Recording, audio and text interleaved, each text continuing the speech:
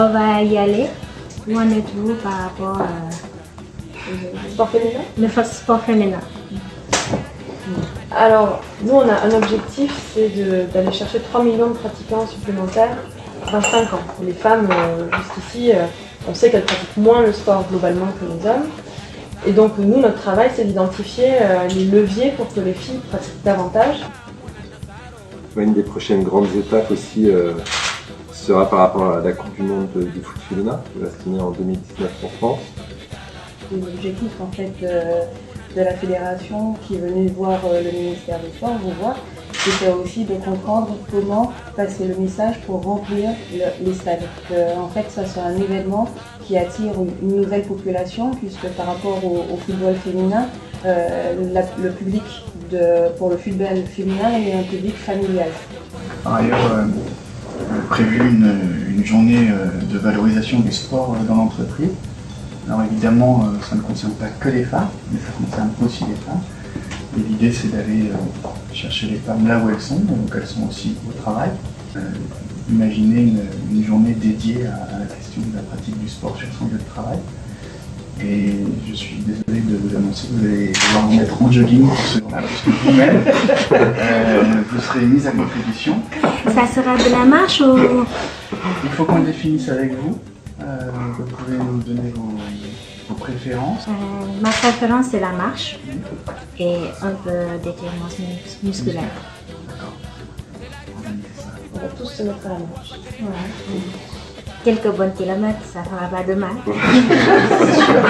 Ça dépend à qui. Ah, tout le monde y sera là.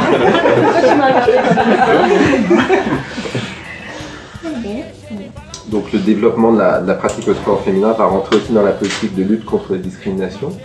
Vous serez amené au début du mois de janvier donc, à présenter la nouvelle campagne sur laquelle nous sommes en train de réfléchir. Dans les semaines qui viennent, nous serons après vous présenter le dispositif, le slogan, le nouveau slogan et puis un certain nombre de mesures qui accompagneront. Je suis ravie d'entendre parler de cette lutte contre la discrimination parce que les filles aussi ont le droit de pratiquer du sport. Le sport qui est un sport de leur choix. Peut-être j'ai envie de faire du cyclisme, je veux devenir une médaille d'or en taekwondo. C'est un rêve que chaque fille a le droit de nourrir et a le droit aussi de pouvoir le réaliser. Donc si vous prenez l'initiative de faire cette campagne pour la lutte contre la discrimination, contre les discriminations, ça pourrait apporter un plus, un aspect positif pour la réalisation des rêves des jeunes filles. J'espère bien qu'on atteindra plus de 30% de pratiquants. Nous aussi. Pourquoi pas 60%? Il y a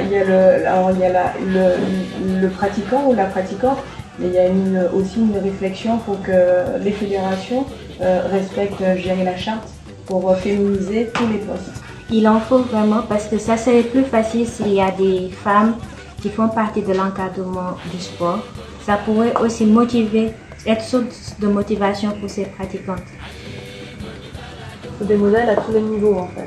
Il faut des modèles à tous les niveaux. Même si les hommes peuvent nous servir aussi de modèles, mais c'est plus frappant, plus valorisant si une femme est modèle pour nous les femmes, pour nous les filles. C'est plus inspirant. Je crois qu'on a fait un peu le tour de la question.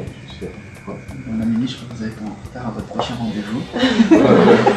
Je tiens quand même à vous dire un grand merci pour ces échanges qui ont été assez fructueux pour moi.